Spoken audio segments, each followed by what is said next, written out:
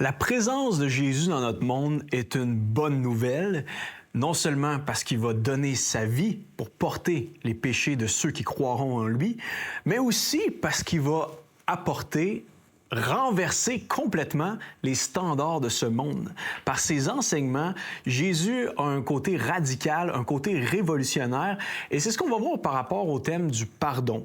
J'aimerais vous lire son enseignement précis par rapport au pardon dans l'Évangile selon Matthieu, le chapitre 5, versets 38 à 42. Jésus est sur le sommet d'une montagne, la foule sont réunis, les disciples l'écoutent attentivement, et voici ce qu'il leur dit. « Vous avez appris qu'il a été dit œil pour œil, dent pour dent. Même moi, là, je vous dis, ne résistez pas à celui qui vous veut du mal. Au contraire, si quelqu'un te gifle là, sur la joue droite, tends-lui aussi l'autre joue. Si quelqu'un veut t'amener en procès pour avoir ta chemise, ne l'empêche pas de prendre aussi ton vêtement. Et si quelqu'un te réquisitionne pour porter un fardeau sur 1 kilomètre, porte-le sur 2 kilomètres avec lui. Donne à celui qui te demande. Ne tourne pas le dos à celui qui veut t'emprunter quelque chose. » Quand les gens ont entendu ce Jésus de Nazareth, ils se sont dit, mais voyons donc, il est déconnecté, ce gars-là. C'est quoi cet enseignement-là? Il vit-tu dans un monde de licorne, là? Si quelqu'un te dépasse à l'épicerie, paye pour lui. Si quelqu'un te pique ton portefeuille, fais-lui un virement bancaire. Si un client te crie après au téléphone, ben, commence à lui dire des bons mots. Donne-lui en plus que le client en demande. Si quelqu'un t'impose un lourd fardeau, ben, fais le double de ce que la personne t'a demandé. Si un itinérant te demande 5 donne-y 50 piastres. Moi, j'imagine les gens là, dire « Allô, là, ça va, là, la générosité à outrance? » Eh bien, ce qui capte mon attention, là, c'est que, bon, OK, peut-être que Jésus exagère un petit peu. Il est quand même bon dans ce domaine-là, souvent, comme une technique rhétorique. Dans ses hyperboles, Jésus va utiliser des choses un peu exagérées, mais pour nous faire comprendre des vérités simples et concrètes. Mais voici ce qui retient mon attention. C'est que Jésus renverse complètement les standards de ce monde. Jésus leur dit, là, ici, vous avez appris à toujours calculer. Si on vous fait du mal, si on vous doit quelque chose, on doit vous donner la même chose. Si on vous traite injustement, vous devez renvoyer l'appareil. Mais Jésus débarque avec une éthique, un mode de vie complètement renversé, celle du pardon et de la grâce. Jésus parle de l'amour comme aucun homme n'a parlé de l'amour. En fait, Jésus ne fait pas juste comme élever un petit peu les standards comme un bon philosophe. Il les défonce complètement. C'est une éthique complètement révolutionnaire. L'amour radical qui pardonne le prochain, même quand ça fait mal puis on n'a pas le goût de pardonner. Une logique beaucoup plus puissante et agissante que la vengeance quand on y pense. Hein? Lorsqu'on pardonne l'autre, on est comme le miroir de sa méchanceté. On ne renvoie pas l'appareil, on lui fait voir comment son cœur est mauvais. J'avais entendu l'histoire de deux voisins qui ne s'aimaient pas trop et là, un beau matin, le voisin débarque chez l'autre voisin avec un pot, puis c'était un faux cadeau, c'était un pot avec des poubelles, puis il donne ça à son voisin. « Tiens, un cadeau pour vous. » L'autre voisin, quelques jours après, ramène le même pot à son voisin en chicane, mais au lieu qu'il y ait des poubelles, il avait pris le temps de mettre des fleurs dedans. Puis il donne ça à son voisin. Puis le gars, il dit, « Ben, pourquoi tu me ramènes ça avec des fleurs, tu sais? » Et le voisin lui a répondu, « Ben, chacun donne ce qu'il y a dans son cœur. » Lorsqu'on fait grâce à l'autre, on permet à l'autre de voir qu'est-ce qu'il y a dans son cœur. Le pardon est la plus puissante des armes. Elle permet à l'autre de changer et d'arrêter sa méchanceté. Et en fait, c'est quoi une définition du pardon, là? On peut dire que c'est payer la dette de l'autre. Lorsque quelqu'un me fait mal, lorsque mon épouse me blesse par une parole ou quelqu'un au travail est pas gentil avec moi, en fait, il me doit quelque chose pour réparer la relation. Et le pardon, c'est quoi? C'est pas juste passer l'éponge, c'est dire, je vais absorber ça. Parfait, t'as pas été correct. C'est vraiment, pendant des mois, il s'est passé quelque chose, puis ça m'a vraiment fait mal. Puis c'était objectivement injuste. Et je vais pas juste nettoyer en surface. Je te pardonne, j'absorbe ce que tu me dois comme dette. C'est exactement ce que Jésus va faire à la croix. Absorber notre énorme, infinie dette de culpabilité devant le Dieu qui nous a créés, devant le Dieu saint, bon, parfait et juste.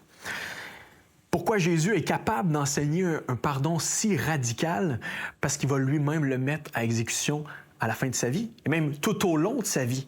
Va, tes péchés te sont pardonnés. Pourquoi Jésus pouvait pardonner les gens? Parce qu'il est lui-même le maître du pardon, qui va exécuter le pardon jusqu'à la croix. Et même encore là, devant ses bourreaux, les mains écartées, clouées, ensanglantées, à bout de souffle, va dire quoi? Père, pardonne-les parce qu'ils ne savent pas ce qu'ils font. Tu sais, des fois, on pense que Jésus, c'est un bon gars qui avait une bonne éthique du pardon. Là. Lorsque vous lisez attentivement le Nouveau Testament, le pardon n'est pas une doctrine qui flotte dans les airs. C'est un homme qui le vit jusqu'à la fin de sa vie. Et même devant ses bourreaux, devant ses Romains qui le crucifient, demande au Père de les pardonner. Vous ne pouvez pas pardonner par vous-même. Le pardon est un miracle que produit l'Évangile, la bonne nouvelle de Jésus. Le pardon, c'est vraiment un miracle surnaturel. Lorsqu'on pardonne quelqu'un, c'est pas quelque chose d'humain. Et la bonne nouvelle, c'est que lorsqu'on reçoit le pardon de Jésus dans notre vie, on est capable de l'appliquer en retour. On est capable de pardonner les gens qui nous font l'impardonnable. Jésus a dit à celui qu'on pardonne peu, il est peu capable d'aimer. Mais par contre, la personne qui est beaucoup pardonnée est capable de beaucoup pardonner en retour. En fait, lorsqu'on reconnaît qu'on fait partie de la catégorie des impardonnables devant Dieu, on reconnaît que la somme de nos péchés ne méritera et ne mériterait jamais d'être pardonné devant Dieu. Mais quand son Fils, Jésus, vient nous offrir ce qu'on ne mérite pas, d'être gracié. Et Jésus paye la facture de notre dette de culpabilité, de moralité devant Dieu. Et lorsqu'on croit ça, qu'on vit ça, soudainement se produit le miracle du pardon dans notre vie. Ça reste difficile, on est encore collé à cette chair-là, mais on est capable de pardonner beaucoup plus facilement.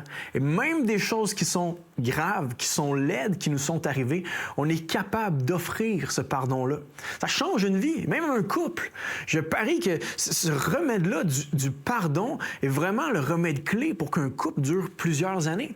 D'être capable de se pardonner facilement jour après jour. Parce que la réalité, c'est que dans un couple, tu as deux pécheurs qui se font continuellement mal, même s'ils ne veulent pas, ils s'aiment.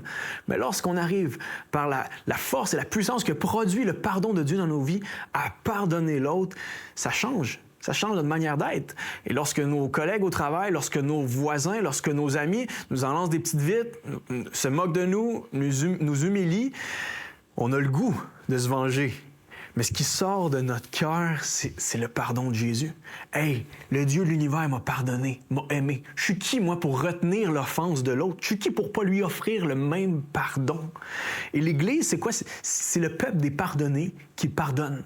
Et c'est pas un pardon facile. Là. C'est pas vrai qu'on manque nécessairement toujours de sagesse. Puis il y a une sagesse à avoir. Il y a des rétablissements dans les relations qui se font. C'est très bien des fois de prendre son temps avant de reconstruire certaines amitiés lorsqu'il y a eu des choses incorrectes ou injustes qui se sont produites. Mais ultimement, on est motivé et propulsé par un pardon qui est plus grand que soi. Et c'est ça qui a motivé des hommes comme Nelson Mandela, comme Martin Luther King, à dire « Non, si on vous fait du mal, si on vous insulte, si on fait preuve de racisme envers vous, là, vous allez appliquer ce que Jésus a fait, vous allez tendre l'autre joue, vous allez aimer, vous allez être vrai. Ça se fait pas ce que vous nous faites, mais vous allez aimer jusqu'au bout. Et c'est ça qui a produit des changements dans l'histoire. C'est la croix de Jésus qui a propulsé des hommes comme ça à pardonner l'impardonnable. Et c'est ça qui motive encore aujourd'hui des chrétiens à pardonner, à se pardonner mutuellement parce qu'ils ont été pardonnés du Père. Et c'est pas juste une bonne nouvelle théorique, c'est quelque chose que tu peux expérimenter toi aujourd'hui dans ta vie en recevant ce pardon, en reconnaissant que tu es un impardonnable. Lorsqu'on regarde le fond de ton cœur, le fond de tes pensées, la malice de tes pensées, la violence de tes passions, l'ambiguïté de tes bonnes motivations, tu ne mérites pas le pardon du Dieu bon, juste et droit.